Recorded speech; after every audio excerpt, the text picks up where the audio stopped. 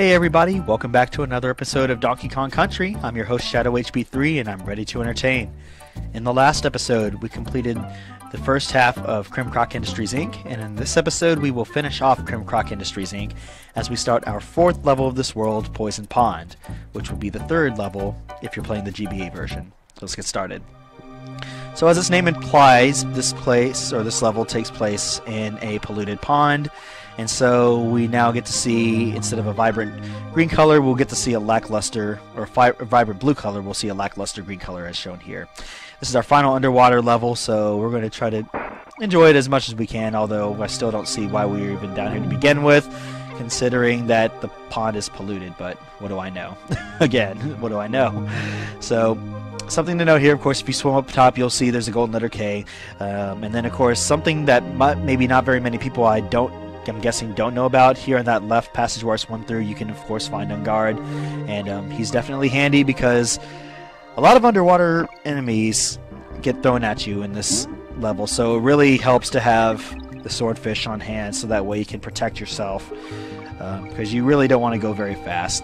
Every single underwater enemy is present in this level, with the exception of Chomps. I'm not sure why they decided not to include Chomps in this level. I mean, it would be nice, but no, they did not include him in this level. And of course, we have our good friends, the Mincers, who are somehow taking their frustrational talents to the underwater. But thankfully, with this being the underwater level, we don't have to worry about this setup here one time, since this is our final underwater level of this game. We're going to take our time here because, like I said, I mean, lots of enemies will come at you pretty quick, and these Mincers are no joke. And I mean, usually with Ungard, if you lose him, I mean, it's not like he has the ability to fall off or anything, but with the number of enemies that keep coming after you, if you're not careful and you get too far behind, or if you lose him, it can be pretty easy to get far behind, and then you don't really have a means of catching up with them. Now, something I didn't mention is that there are 2 animal crates handy, so you will be able to, should you lose Ungard here this first time, you can get him back here in the second half of this level, not too long afterwards. So just keep that in mind. But yeah, but these squidges, they swim pretty fast, pretty much. I mean, every single enemy in this game, they swim a lot faster than what you've been used to seeing them here, so keep that in mind as we make our way to this halfway point. I don't think there's anything below there other than maybe, say, Banana Bunch, I believe. Anything up here? Okay, there's a Banana Bunch up here, but again, not absolutely the most important thing to go for unless you really want the bananas, but where these bananas lead up, don't go there right away. In fact, what you can do is, if you come to this area right here, this is where the second animal crate is, if you feel like you should need Ungard. I don't think there's anything significant down there to my knowledge, so rather than break open the crate again, let's go ahead and continue on. So we are going up. So picky about getting every single banana in this game. I have no idea why. Alright, this Mincer, if you go by too fast and you're not expecting it, it can take you by surprise, so keep that in mind. Oh, those bite sizes. I didn't think I was actually going to be in a position to where I would hit that. I mean, Ungard's sword-like bill has such a huge hitbox, it's insane, to where it can actually like damage enemies. I think it's pretty cool. Alright, so there should be another Mincer coming up here pretty soon, I think. Is it right here? Yep, I was going to say. Maybe I was too far away to where it wouldn't come right away, but yeah, it's right here. So, again, if you're not ready, if you're not expecting it, it can take you by surprise. Here we'll see some more Mincers that are rotating here in a set of 3. So, it's not too bad having to dodge them when you're having to go down. We're going to see another set of rotating Mincers once we're going up again, but yeah, get ready to see lots of Mincers. I mean, if you haven't seen enough of these guys, then if you don't think you've seen enough of these guys, then guess what, you're wrong. So I'm going to try to get through this slowly but surely, and I'm not sure why I kind of raised my volume there. It's not like I was in any danger, but nonetheless, I don't think there's anything below or above here, is there? No. So let's hurry up and get out of here before that mincer comes up. I don't think it even... Okay, I take that back. I can. Alright, so here's where On Guard really comes in handy. There's going to be a huge swarm of bite sizes. They're swimming at you really fast. Some faster than others, so if you have On Guard, you really save yourself any trouble. And you know something to note here? I said that every single underwater level is going to be present except Chomps. I just realized Clambo is not present in this final underwater level, so we didn't have to worry about seeing him at all. But in any case, we are finished with the underwater levels for this game. So before we go to our next level here, which I believe is Minecart Madness, we do have a photograph to get in Poison Pond in the GBA version. So we're going to cut over there right now, and I will show you how to get it. So I'll see you guys there in just a moment.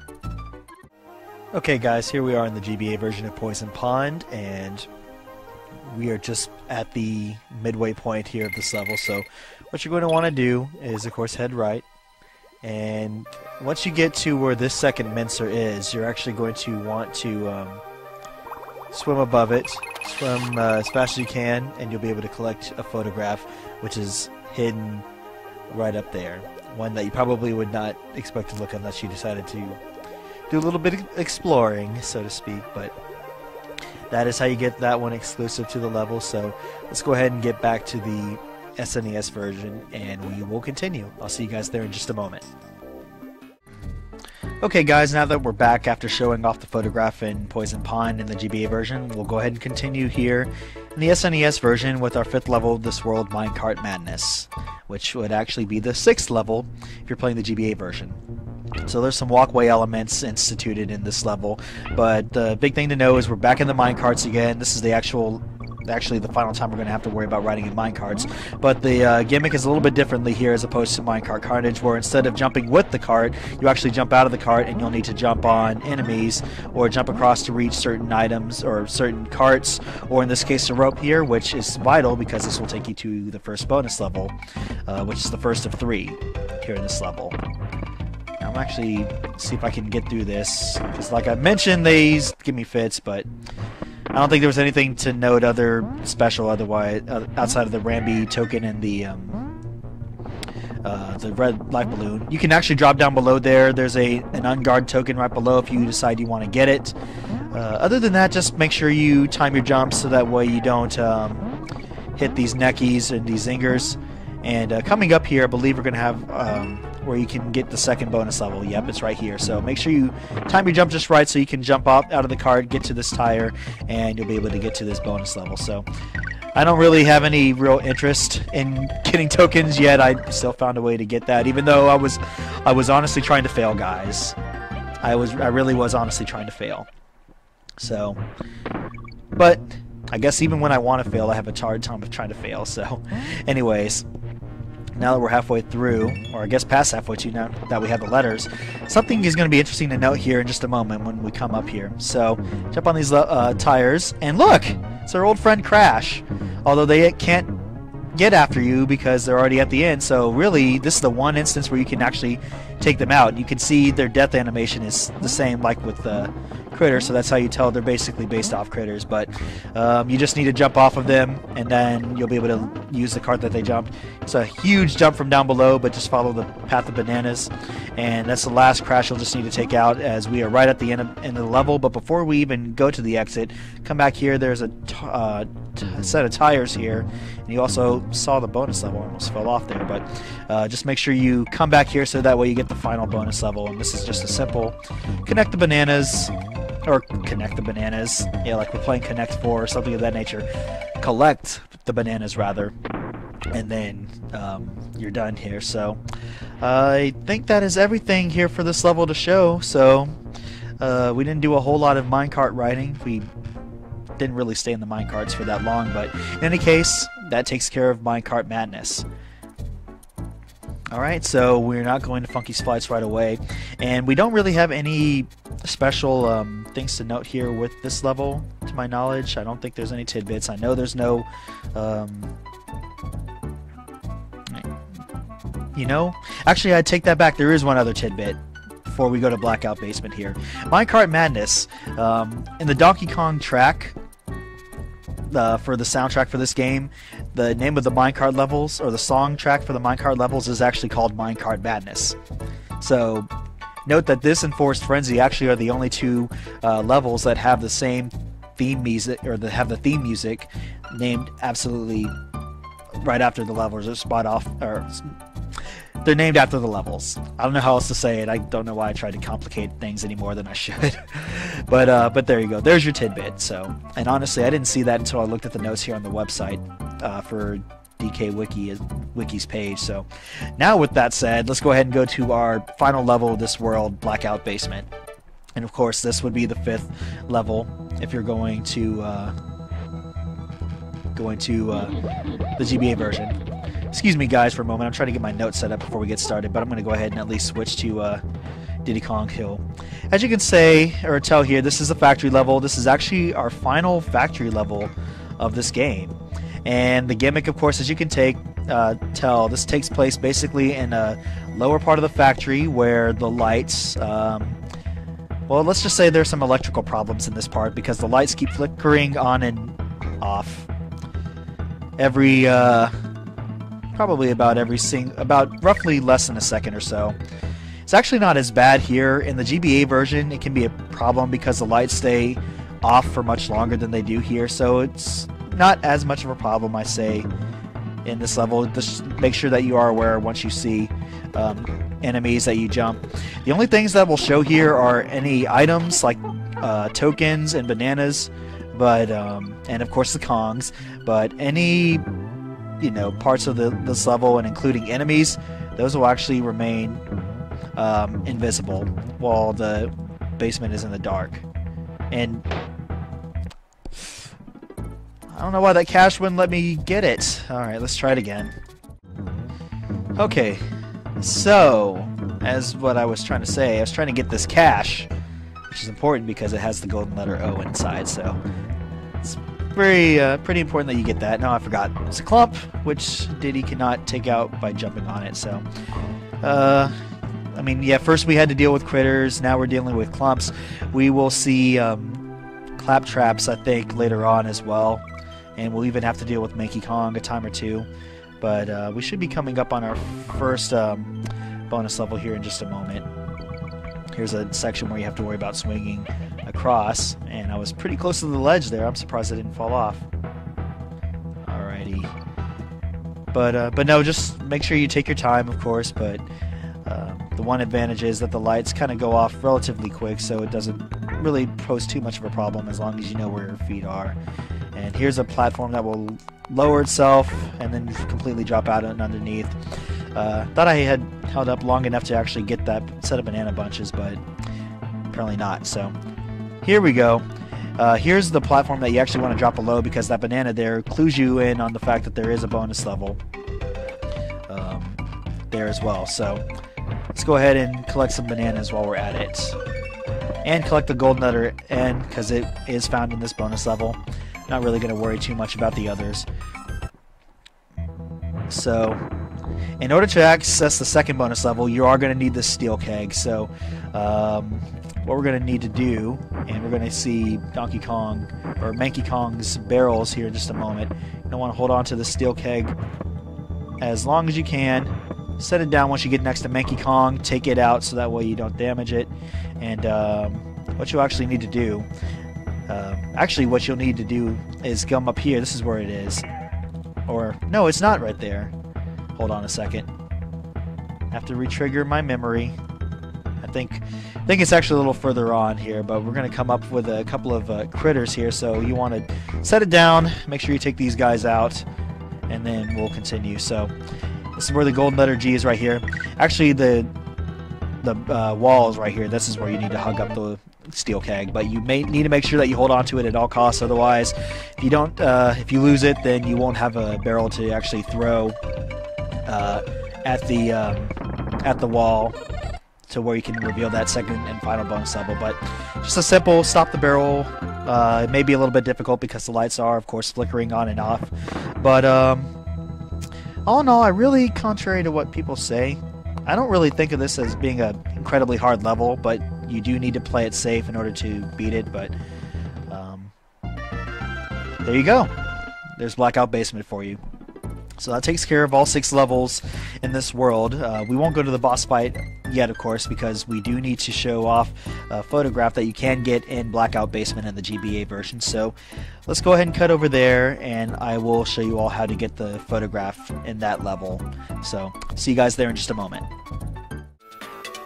Okay guys, here we are in the GBA version of Blackout Basement. So what you want to do to get this photograph that's exclusive to this level, as far as I know, after you come out of the first bonus level, there's a cache right here at the top that you'll land straight down on, and you'll reveal a metal keg or steel keg. What you'll want to do is, of course, come down here and ride this keg after you throw it off. And once you do, of course, you'll roll off of it and into Manky Kong, and just like that, you'll be able to get the photograph there, even though I got taken up by this barrage of critters here. But that's how you get the photograph in this version of the game. And so not much else to say. I'm like speechless. I think it's just because I didn't know what else to follow that up with. But anyways, I'll see you guys back at the SNES version so we can go ahead and get ready for the boss fight. See you guys there in just a moment. Alrighty guys, now that we've taken care of that, there's only one thing left to do, and that's take on the boss. So let's go to the boss level of this world, Boss Dumb Drum, where we'll take on the enemy, which is Dumb Drum. And we'll do so with Donkey Kong, and I gotta get out of the way fast! Alright, so Dumb Drum is a large oil drum with a skull and crossbones on it, and his gimmick is he will slam the ground and will spawn enemies. So after he does it once, or after he slams the ground once, he'll spawn 2 critters. Once you defeat those, he'll bounce twice and spawn 2 slippas, and then here, after he does it 3 times, he'll spawn 2 claptraps. So you get the idea. So all you just need to do here, it's kind of weird actually, is you just avoid him bouncing on you. Every time you defeat his sets of enemies, he will add to his number of times he tries to slam the ground correctly. So he does this a total of 5 times. Here's the 5th and final time. So he'll slam the ground 5 times, and after spawning clumps, his final enemy he'll spawn, which are armies, which can be problematic, but with Donkey Kong they're pretty easy. So once you do that, you will beat him easily, and it's pretty simple. I'll show you how it goes in the GBA version. Okay, so fighting Dumb Drum in this version of the game is a little bit different in that he only bounces he doesn't really bounce a certain number of times, but once he releases the 2 enemies, which is the pattern is the same, a TNT barrel will come out, and then you just need to throw it at him and you damage him that way. So that's pretty much all there is to it. It's a little bit slower, I would say, but I'm just glad that they at least kind of varied it up and did something a little bit different with this boss fight before. And I also like the fact that, I must say, that unlike in the SNES version, we actually get a chance to damage Dumb Drum, as opposed to him damaging himself, although I guess when you kind of slam down on the ground as hard as he does, then you can ruin your steel this here. Alright, I have to admit, if you, like in the SNES version, you really would want to have DK handle the armies, just because they come at you pretty fast, but no, you just do that 5 times as well, and you'll get the giant banana that I guess represents every single banana horde that's in this boss fight. So anyways, let's read what Cranky says. Oh dear! Call that tin can a boss? Surely K. Rool can come up with better than that. Maybe a bucket, or perhaps a really nasty fridge. Come on, you are nearly there now. Just Chimp Caverns to go. There he goes ahead and gives you the name of the next world to begin with.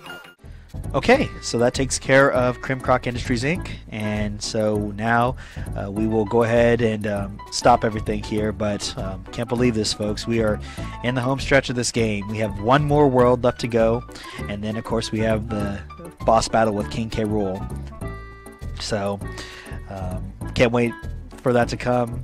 I'm sure it'll be fun, and for those of you who played it before, it's a lot of fun, but that's not for a while, at least for a couple of episodes anyways, maybe more, we'll see. But I'm going to go ahead and cut it here. So if you guys like what you saw in this episode, please subscribe, let me know what you think in the comments below, and when I see you all next time, we will start our 6th world, the final world of this game, Chimp Caverns. So, until then, this is Shadow HB3 signing out, telling you guys, as always, stay perky. I will see you all next time.